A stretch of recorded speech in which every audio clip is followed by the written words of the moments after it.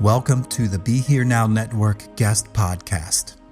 This series features talks from a myriad of modern spiritual teachers expanding on how we can all live a life in balance. If you're interested in supporting this podcast, please go to BeHereNowNetwork.com/guest. My name is Loch Kelly, and I'll be joined by Father Thomas Keating to discuss spiritual practice and share some of our insights.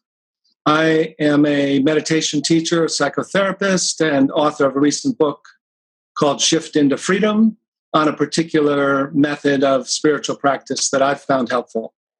And Father Thomas Keating is a Trappist monk and a priest for over 70 years who lives in Snowmass, Colorado. He's one of the architects of centering prayer and also one of the co-founders of contemplative outreach. So we've both been involved in interspiritual dialogue, particularly with people who do spiritual practice, both in their lives and as their main way of living. And I think we've had some great dialogues along the way. I'm glad to have you all here with us so that we can share a little bit of what we have been talking about for many years together. So I'll just say that one of the premises in our mystical or non-dual approach is that the spirit or awake awareness or our true nature, called Buddha nature, Christ consciousness, ever-present life itself, is already here within us and as us. So grace is already available, and we can use spiritual practice as a way of shifting into this dimension of consciousness, which is really in the human being lineage. So, Father Thomas, would you like to say something to begin? Well, this is a rather big subject. We could begin almost anywhere on Earth or even be other places if you like. But to make it practical, perhaps to speak, there's one point I'd like to make that I think is crucial for our time, and that is that the science is giving us some discoveries that have provided, I think, all the religions with a whole new set of facts that are metaphors of the spiritual life and even of daily practice. Yeah. Maybe I'll just begin with one. Yes. When I was on the same platform with the wonderful Zen master, Katagiri Roshi, since deceased, in Minneapolis, he gave this teaching that in Zen, at least his school of Zen, we go in and out of our creation every 69 times, I think it was, in every second. That means as we're sitting here, we're dissolving and being recreated. In other words, being reaffirmed in the being that we have by the Creator and by God. Well, now science is saying you can break down every second into thousands or trillions of parts. And there's even supposedly a picture of the Big Bang, a trillionth of a second after it went off. Yeah. And so just as we sit here chatting, our impermanence is present. And the only reason it's present is because the source of our being is with us, giving us our being at every moment. And yes, of course, this presupposes a recognition that creation is not a one-time act, right, but it's ongoing all the time. That's right. This little idea, whether you accept that hypothesis or not, yes, but it shows how fast science is building or expanding some of the ideas of the great contemplative teachings like Buddhism. Yes. And certainly I've been involved with a lot of neuroscientists who have been studying contemplatives in using some things like the fMRI and showing that these kind of contemplative practices make real changes in our brain in relation to increasing a sense of peace and increasing a sense of balance and increasing a sense of compassion. And so certainly some of the main contemplative practices or spiritual practices are meditation, prayer, inquiry, and then, of course, compassionate activity, some kind of service, which is important too. So as we recognize through these dimensions, we can access what you were talking about, which is this constant change. And wouldn't you also say that in some level there's some dimension of being that doesn't come and go, some eternal, essential now, while everything is appearing and disappearing moment to moment, in a way, there's some essential source or ground of being? Yes, I think this idea of ongoing creation is the first principle of the whole evolutionary view that science has given us in our time that wasn't available to previous generations of mystics, but which has given us tools that never existed before in history, like the discovery of the unconscious in developmental psychology and the whole development of the human being from zero consciousness up to, from a religious perspective, the divine consciousness itself. At least that's Christianity's contribution, that the Trinity is the relationship of the absolutely transcendent God that enables creatures like us to have a relationship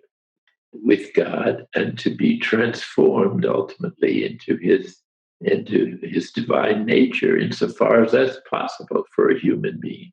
Yes.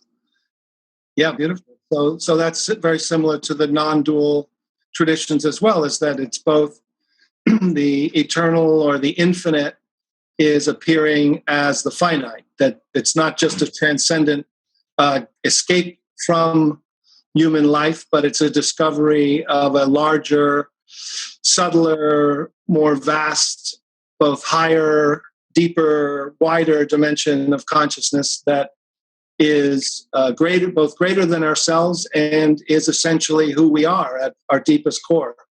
And discovering that, it seems, requires that we name the main obscuration to that, which is a kind of separate sense of self, a sense of separation, aloneness, existential feeling of being apart. Would you say that's important to? Yes, that's the fundamental problem of all difficulties, is the idea that we're separate from God and from each other.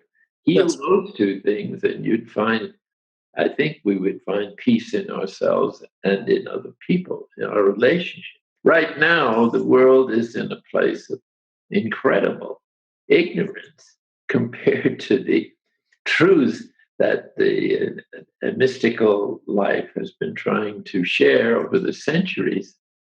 And it's a tremendous crisis, but a tremendous opportunity to make use of the new means at our disposal, to find new metaphors that help us to understand this practice. For instance, just take an iPhone or an iPad. Yeah. You can talk to anybody in the world anytime you like about any subject you like. Well, it's a metaphor of the fact that we have the apparatus within us or on our wrist, in the case of an iPad, I guess, to be in contact with the divine at every moment of our being. And so just to remember that, just to think of, look at your iPhone. If God is talking to you at every moment and suggesting what to do and healing our wounds and showing us this tremendous love that is trying to make us one with himself or herself, as you prefer. And this is available to every human being.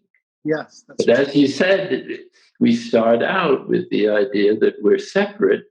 And then when our mother isn't going to provide all our needs, it begins to dawn on us, we better take care of ourselves in some respects. Right. Then begins this long journey of development that is very hard to prevent really young people from being overly dominated by the culture of the time or their parental influences or the groups to which they belong, because all those things appeal to the desperate need that is a response to the separate self sense, which is the need for security, the need for affection and love, and the need for some degree of control over our lives and of our environment and so on. Yes. So how to cure that is really the subject, I think, of all the great efforts of all the religions and even of no religion, because God comes to us not only through religion, but through everything else that's created. Its only reason for being is because it manifests something of the divine goodness, beauty, and love. Yes.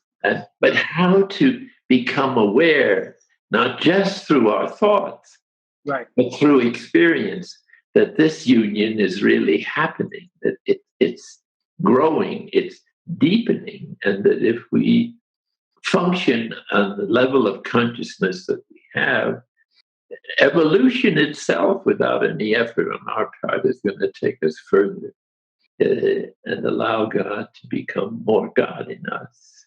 Yes. Yeah, I mean, as you say, spiritual practice in some ways, from this perspective that we're talking about, is seeing whether we can directly step out of this separate sense of self and tune in to this unity or oneness or subtler dimension of consciousness, which is more of our true identity. So that separate sense of self, in some ways, isn't just a belief, but it literally is, as you were talking about developmentally. One of the interesting things that I've explored is it seems to start around the age in a youngster around 1.5 to 3 years old, when they develop what's called self-awareness, interestingly. And self-awareness is the time where they begin to see themselves as a subject and as an object. And the way that happens is they say, oh, I'm Billy, I better not touch the stove or I'm going to get in trouble. And then kind of a self-talk begins. A kind of the way that identity is formed is through self-reflection or thinking about thinking. And that little thinking about thinking creates what I call a little mini-me in the head, behind your eyes, looking out. And that little sense of self drives you crazy. That little sense of self is the false self, or the self that feels it's separate because it's made of dualistic thought.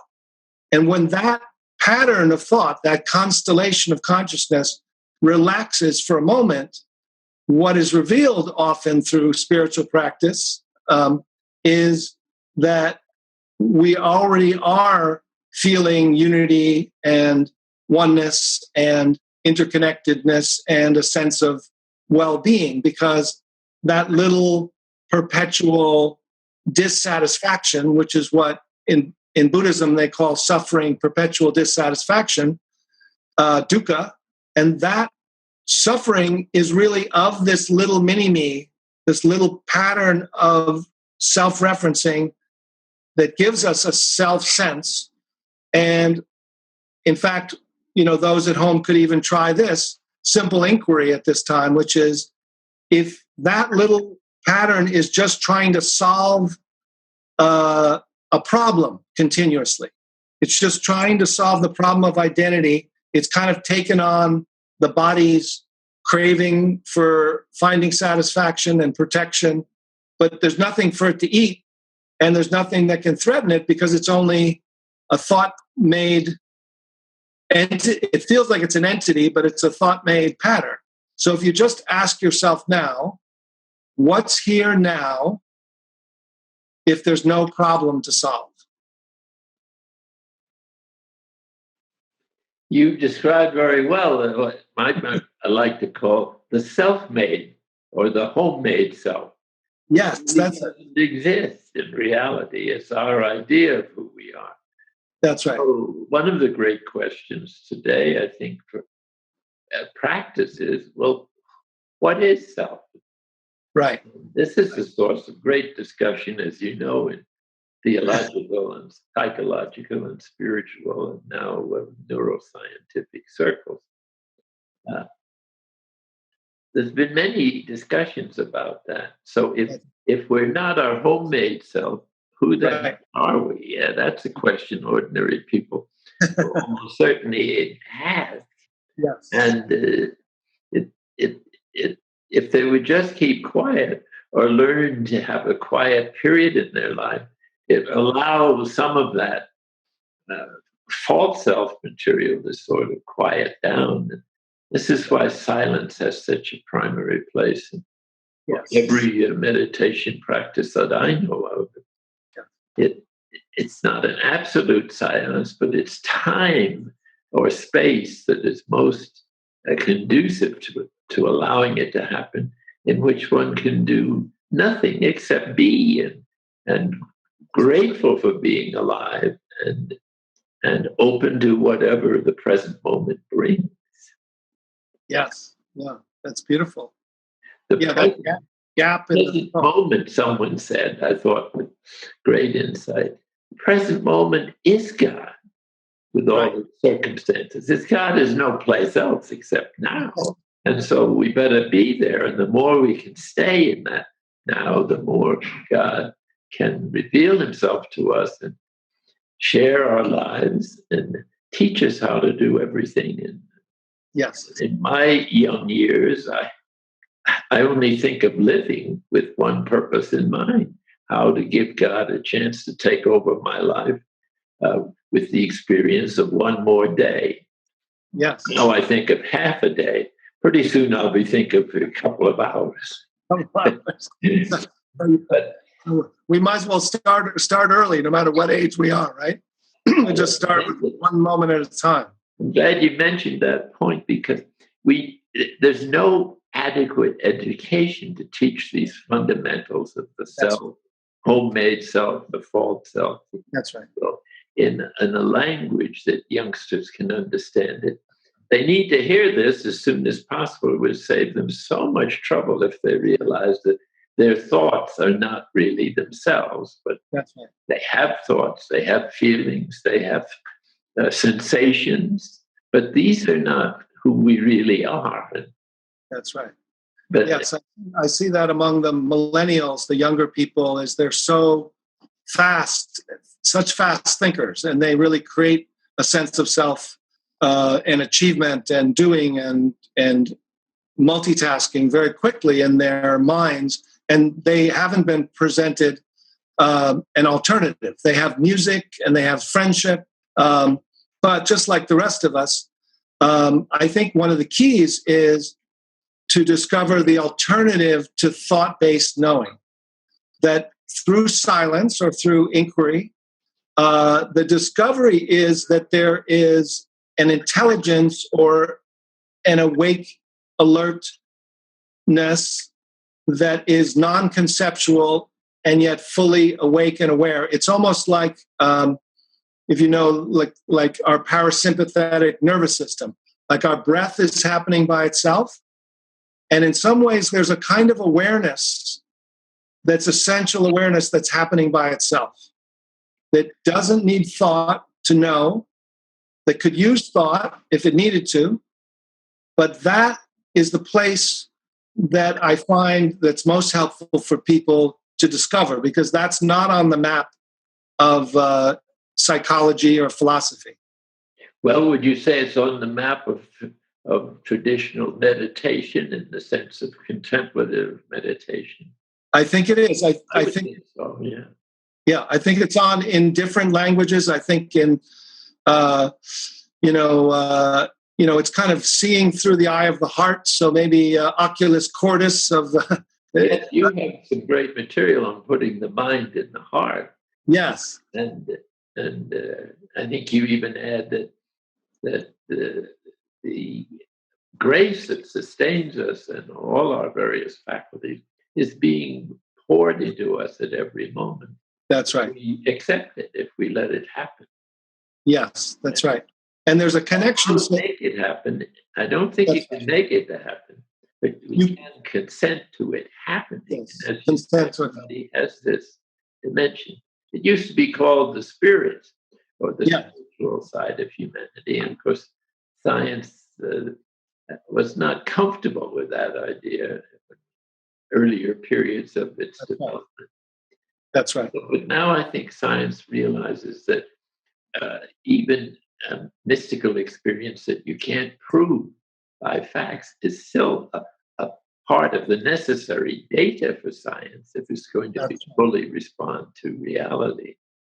Yes, and the contemplative traditions in the past were more tied to their metaphysics and their theology in terms of worldview, and now many of the interspiritual dialogue contemplatives or meditators are realizing, we're really talking about the same thing essentially. And so finding a language, which has kind of been my project, is finding a human being lineage language for something like non-conceptual awareness. So, in Hinduism, it's called Turiya. In Tibetan Buddhism, it's called Rigpa. There's these words for this, and they're often thought to be advanced states that first you have to go through tremendous amount of practices. But I'm finding that people can access this directly, and as you say, you're not creating it. You're really kind of unlearning the separate sense of self, and when you unlearn that, there it is. Yes, well, this is why children do better at meditation. Yes, they don't have to be convinced. It might be a good idea that some teachers are now in schools that have the children, not a particular meditation, just put their hand on their head and keep silence for a couple of minutes. Yeah. And the kids like to come back to that. The class goes much better if they do that, because it's a way of integrating the deeper dimension of human nature, which is towards the intuitive and unitive experience. Our poor minds are so cluttered, and getting more so by a culture that is noisier and faster paced. So this is all the more reason why we need, as a practice, some periods of time in which we can encourage this awareness, this silence, this stillness, as the Bible calls it, or this nothingness, or shunyata, as the Buddhists call it. Yes. It's there. It's waiting to be activated. It's communicating to us all the time, but without words, but through symbols of nature and the other people. And it's that place that more people need to experience if the world is going to find peace, because right now we seem to be pushed around by the childish influences of instinctual needs for control and power and security symbols, and all of these are coming out of fear, not out of the affirmation that we're being created in love at every nanosecond of time. So, as you mentioned how easy it is for kids, I guess I realized that maybe the way I learned meditation was like many of us, when I was sent into the corner. It used to be punishment, remember? They sent you into the corner to be quiet by yourself. So I think maybe one time when I was sent into the corner in grade school, I started to like it. Well, that's typical of our time. What is best for you is regarded as the worst thing that can happen. That's right. Failure is regarded as a disaster, where it's a place of great learning if Yes. Yeah. are friendly as some aspect of God that He's revealing to you. Yeah. And as you say, like the word spirit comes from spiritus, from meaning breath. And the metaphor in Buddhism for emptiness, the metaphor that's used is the invisible life force within a seed that helps it grow into a tree. So there's something invisible and yet dynamic. There's something you can't know it the reason I think we've missed it is because we've been trying to know it with our minds. We've been trying to find it with effort. We've been trying to will it or know it with our senses. And this spirit or emptiness that's awake or awake awareness can only know itself. So it's almost by the two main methods are kind of the resting method, which is kind of be quiet and do nothing. And the Zen phrase is muddy water, let stand, becomes clear.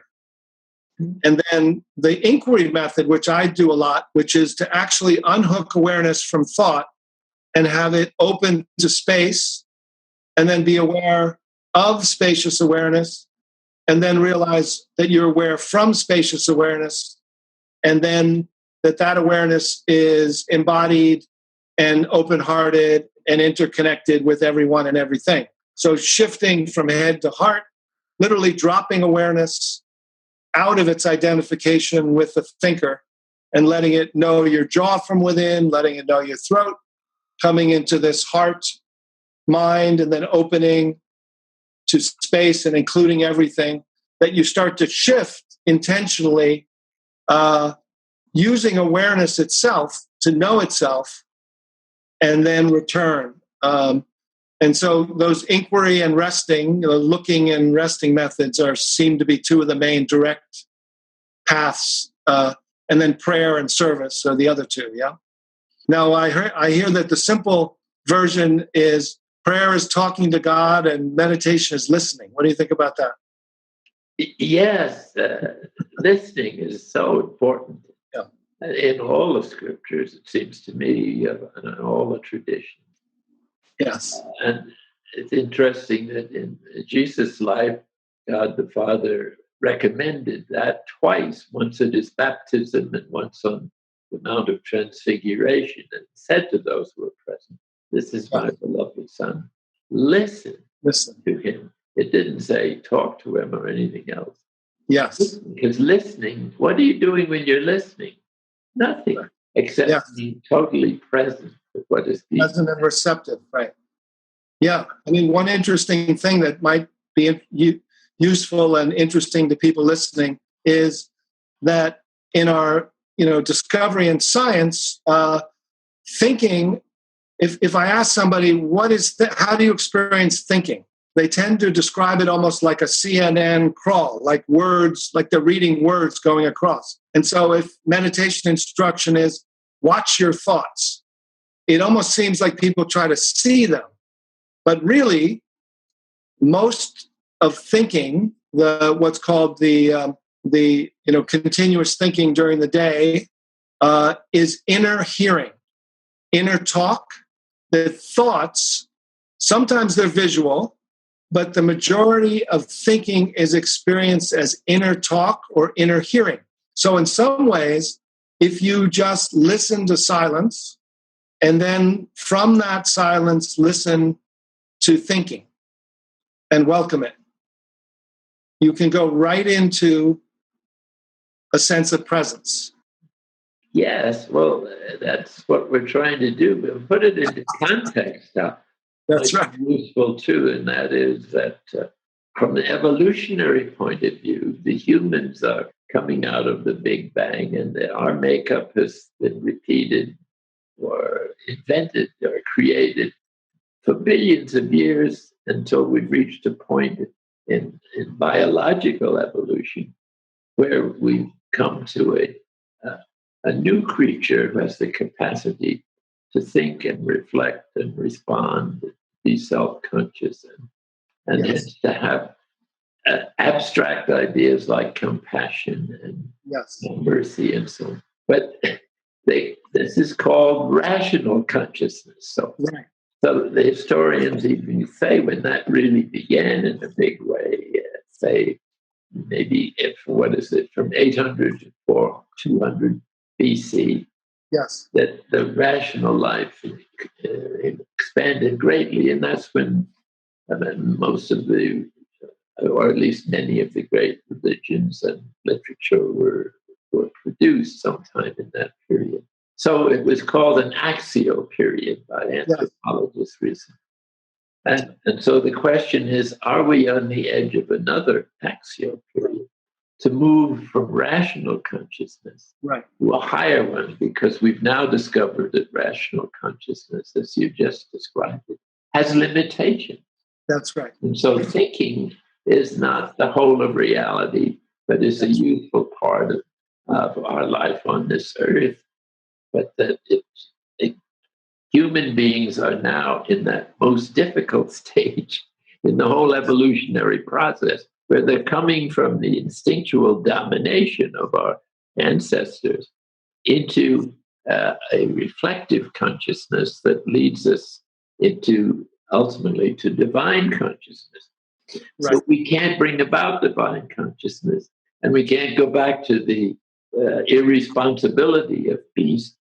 So we're here with this little window of free will to choose or not to choose, or to consent or to reject this world that God has made, in which we're invited to consent to. And in that consent, then, a basis for maintaining the respect and the constant practice of interior silence, disassociating with our thoughts, feelings and sensations, while respecting them, but to build this new dimension of consciousness on that by allowing the dimension which we already have to come to consciousness through deep meditation and prayer. But there are other ways it can come too. Yes, that's right. But that seems to be the primary one. So instead of laying a guilt trip on people for being so imperfect, they're supposed to be. That's right. Because we're just creatures. We're not God. Only God is perfect. So God certainly knows this, and He doesn't expect perfection. But He the world invites us into His own life, which we can't imagine what that is. That's right. But that's the invitation. But we get these. So, meanwhile, we're stuck and we regress to our animal responses.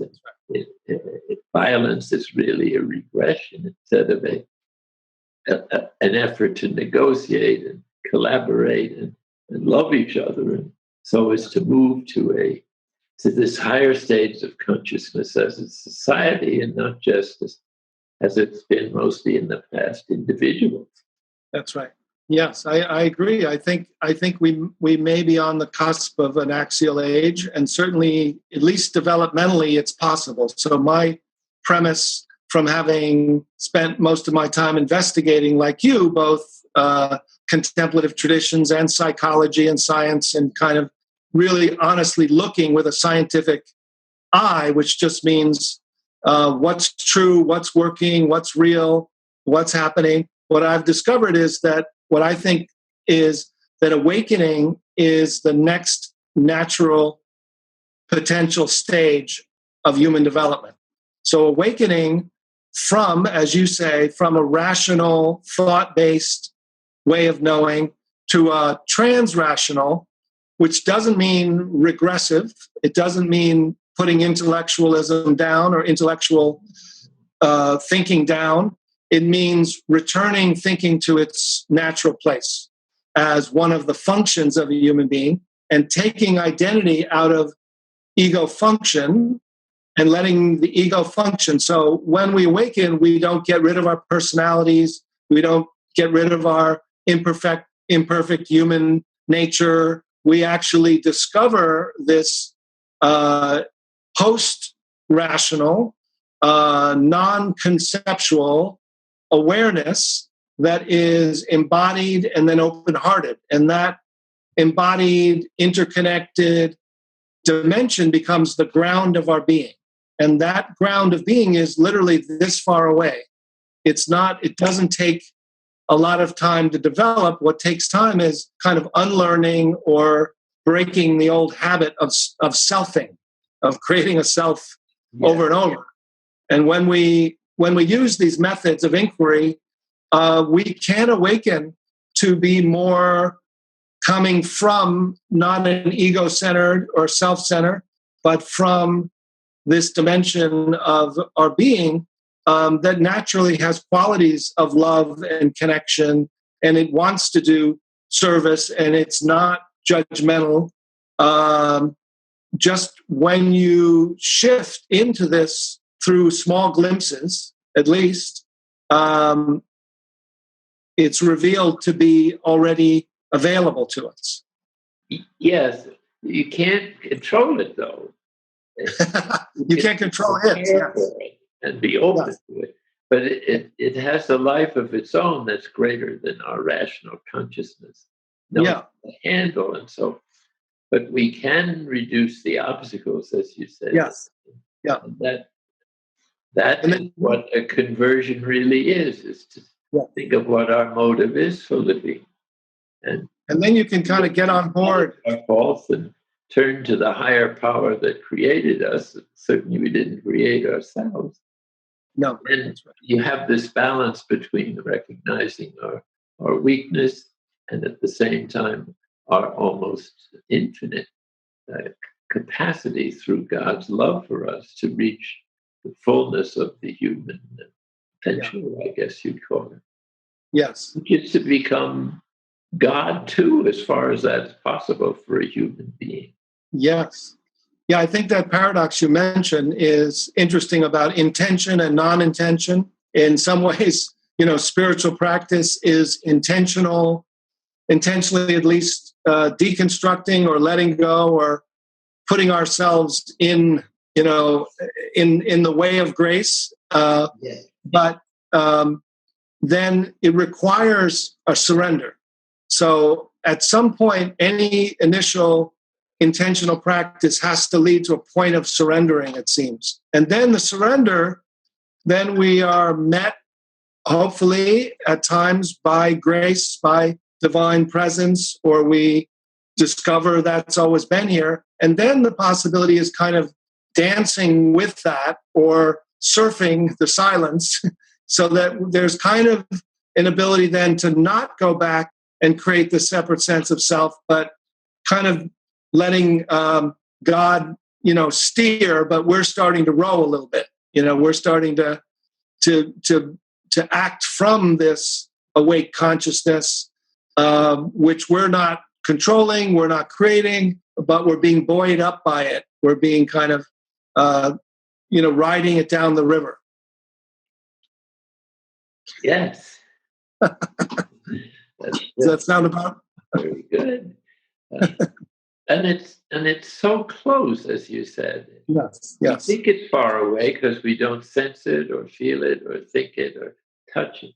But it's closer than our own being is to us, closer than thinking, closer That's right. Than willing, closer than intentionality. That's right. And we know from some of the historical accounts of God's relations with various souls down through the ages that he sometimes just shows up without any preparation. That's right. Here I am. That's right. And I'm just, in other words, what is. Yes. If we could realize that, we wouldn't have, suffering itself would not be a difficulty because it has a way of teaching us, if we accept it, that is a shortcut to wisdom. Because it like nothing else, it makes us realize that we are pretty helpless. Yes, that's right. Level of functioning, especially when external circumstances become overwhelming or difficult, or Yes. interior trials are too much for us. That's right. But, everything comes from love. Yes. I had a little idea. Maybe I'll just share it for fun. Our editors can remove it if they disapprove. But the sort of four great oceans that we relate to. The ocean of the earth is our rootedness on this planet, where the ocean is the chief amount of material, at least on the surface. So that's the level of the senses and all. And then now they've invented airplanes, so you can go above the earth and get a different view of all that you've experienced when you were just dependent on that level of perception. And so at that level, you coming into an airport, a city at night is just gloriously beautiful until you land and have to move around, and you see the slums and the garbage that hasn't been picked up and all the rest of it. But that's not the last ocean. Beyond our atmosphere in which planes can function, there is space. Yes.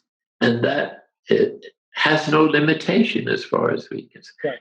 And the space that we know of is constantly enlarging. So where is it going?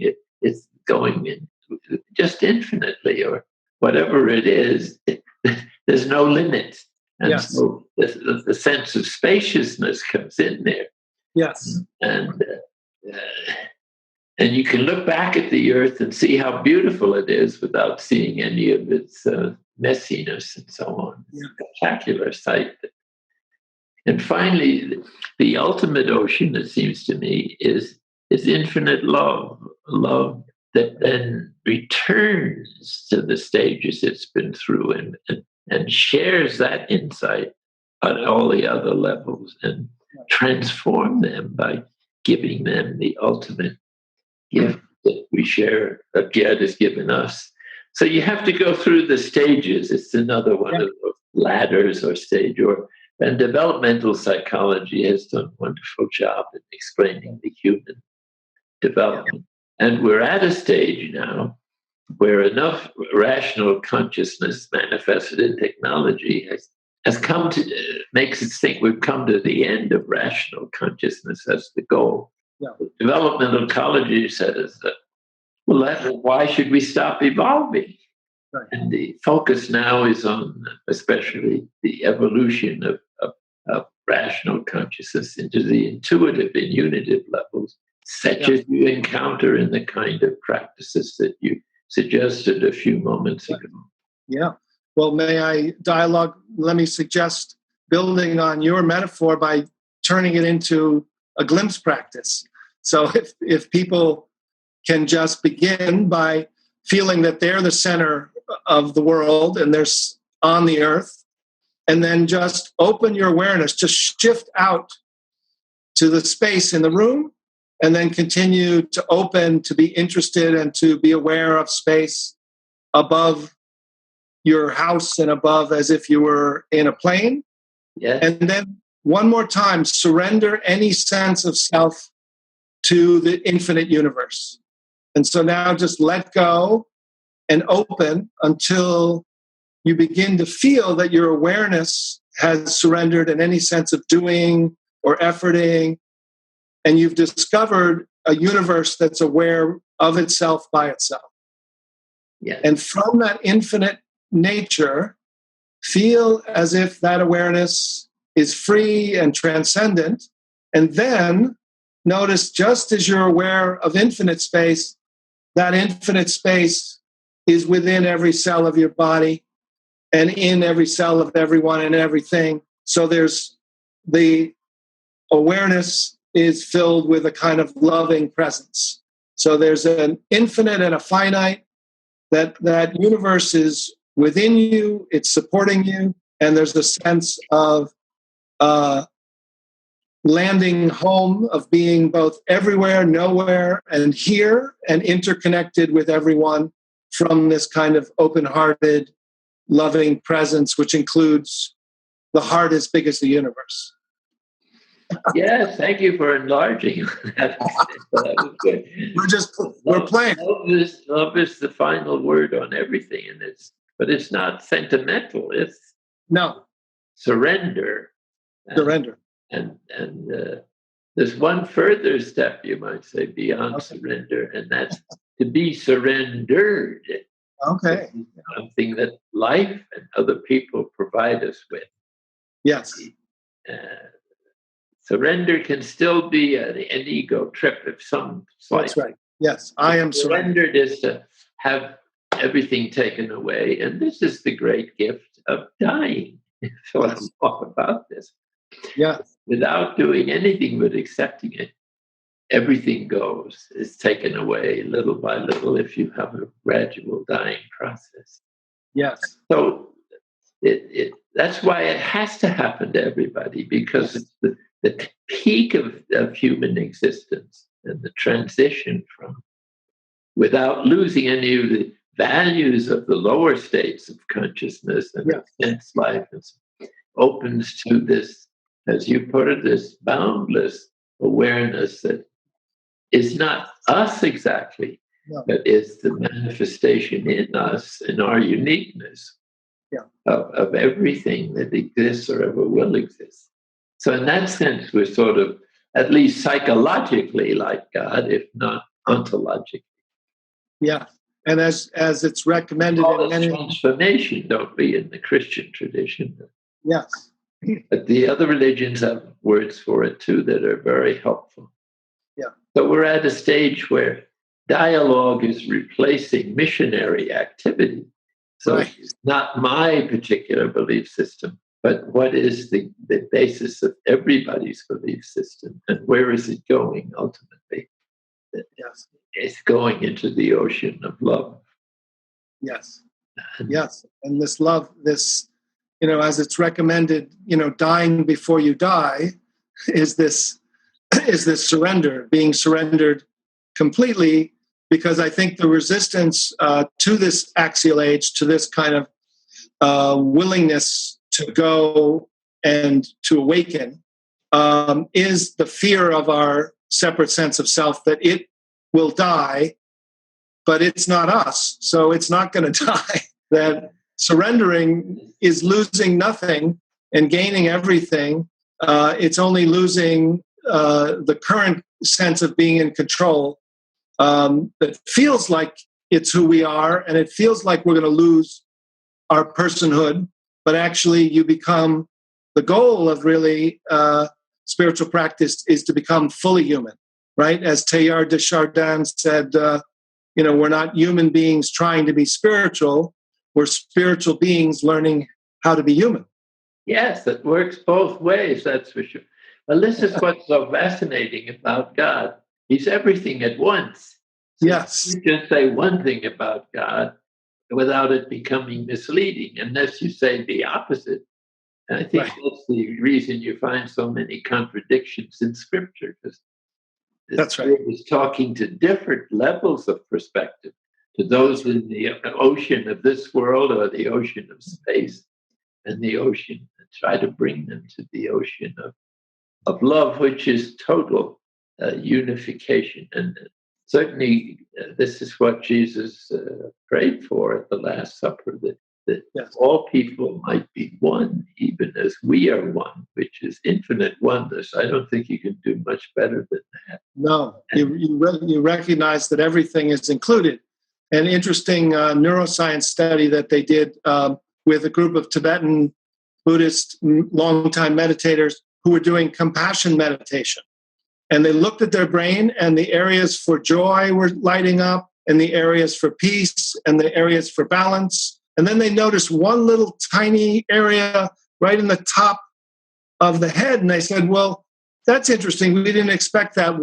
They're doing compassion meditation, but what is this area that's lighting up? And what it was found to be is the area that needs to light up right before you take action to do anything. So compassion naturally leads to the impetus to act from compassion and do service and actions of love and compassionate activity. that when you feel this ocean of love, there's a natural gratitude and and feeling of generosity of spirit, and from that flows kindness and charity and different ways to, help your neighbor. Beautiful. Well, just to add one little line to that example I gave of the various oceans. Yes. There's a very profound experience in mystical life, and I'm pretty sure it's represented in just about every religion, in which one is surrendering to God, but and God is working on that to bring it to a further level of being surrendered, so that everything is just as it should be. One of the Buddhist teachers used to say, everything just as it is right now is perfect. Yeah. Well, from what point of view, please? Right. Not from certain levels, but ultimately, this is God's view, and so the movement into freedom, which is what God seems to be one of his chief characteristics, is in being free of all the attachment to previous levels of consciousness, without despising them or leaving them behind, but of bringing them to what they really tended to be, stepping stones to the presence of God or manifestations of some aspect. Yes. So, but as a point sometimes in the spiritual journey where all the things we depended upon in our spiritual practices don't work anymore, where the sense of being helpless or spiritually destitute, where highly other people look at you, you sort of know that and feel profoundly this desperation. And it's like being shoved into an abyss of darkness where there's absolutely nothing to hold on to. And you start falling and you think, well, this is really the end of me completely. I'm going to hit the ground or the ocean. I'll become just a drop in the ocean. That I have no more identity. And so you accept that. That's what just being surrendered means. Anything. And it's acceptance of being nothing, of being a creature radically. Then when you hit the ground and gradually wake up, you find that you're not just a drop in the ocean, but that the ocean has now moved into you. That's right. And that means that you've really died to the ego and the false. That's right. And are now fully what you would like to be. Yes. And, I think God wants you to be. Yes. And I think you can report this as well. But I mean, in terms of this new age or axial age of awakening, that many people are describing what you're describing. Some people may think, being surrendered or discovering this ocean of love is some esoteric, achievement for Olympic athletes of meditation. But I'm finding that people living in the midst of New York City who have an open heart and a willingness to do some of these spiritual practices and stay with them on a daily basis, go through this period of surrender and letting go. And they may go through a kind of a detox or a dark night or a letting go, but then they discover that this ocean of love is a new view. It's a new feeling of who they really are. And that the other levels of ups and downs of life, which continue, things go well, things don't go well, they have losses, grief, they're felt in a different context. There's a new view and a new you, which can bear what seemed to be unbearable. Yes, that describes it well, I think. Yeah. Good. It's true. And I think you find in many terrible situations, slums and ghettos and so on, or the people Mother Teresa used to pick off all the streets, yes. Calcutta and elsewhere now. that what is so pathetic is that these people don't realize they're the most precious concerns of the Creator. And Yes. he fuses them sometimes through the very difficulties of their external life. That's right. With the same wisdom that we pursue in more concrete terms in a reasonably ordinary life. There's a little story in one of Jean Vanier's books in which he went into Islam. I think Mother Teresa might have been with him. But anyway, he went into this household where the mother and the children were obviously undernourished and on the verge of starvation. And after a little talk, he said he had a little money in his pocket and he gave it to her. She immediately went next door and gave half of it to their neighbors. And he was just overwhelmed by this. But when he came back, he couldn't resist asking her, well, how could you do that? Your children are on the verge of starvation. And she said, well, they're starving too. Yes. In other words, without any learning or discipline, she had received through circumstances an intuition that is incredibly precious, that everyone is equal and that everybody's sufferings are ours and vice versa. And everything is held in common. Yes. But to realize that deeply would change the world. And I guess it's not quite time for that to happen on a massive scale. But if it happened even on a little scale, yes, it could introduce the human family to this new level that possibly is forming, in which everyone is equal, everyone is everyone else, and everyone is in God, and God is in everyone, but uniquely in everyone, so everyone can bring their particular gift. And I think they've always, at least I was always taught that God is present in each person uniquely. Yes. And has a personal relationship with them that nobody else can ever have. It's unique to that person. Yes. And there's something in common on the spiritual level, that we're all the same, and yet we express infinitely diverse at the same time. Infinitely diverse. God is infinite unity, infinite diversity. So if we're going to become like God, we better expand our consciousness a bit and not regard everybody as our neighbor, as an opponent or a competitor or something. They're to be loved and forgiven if that's necessary. Yes. So this is beautiful. We're kind of wrapping up here, and it looks like we're kind of circling back to where we began, that within each of us is this unique capacity that we're already connected, have always already been connected to the divine and to this kind of presence, whatever you want to call that, this dimension of consciousness, which even if, whether you're religious or not religious, there's some clear unitive consciousness that's available with these spiritual practices.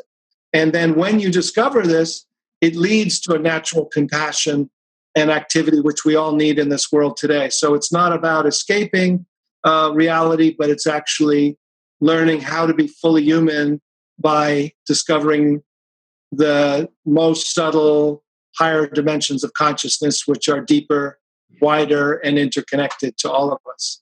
Yes. So it's been a wonderful pleasure to be with you, Father Thomas. Thanks for as always. This time, I enjoyed it. Okay. I don't usually have such distinguished visitors in my room. It's great to be with you, and we thank everyone else for joining us, and hope you all enjoyed our discussion. And we'll see you all sometime soon.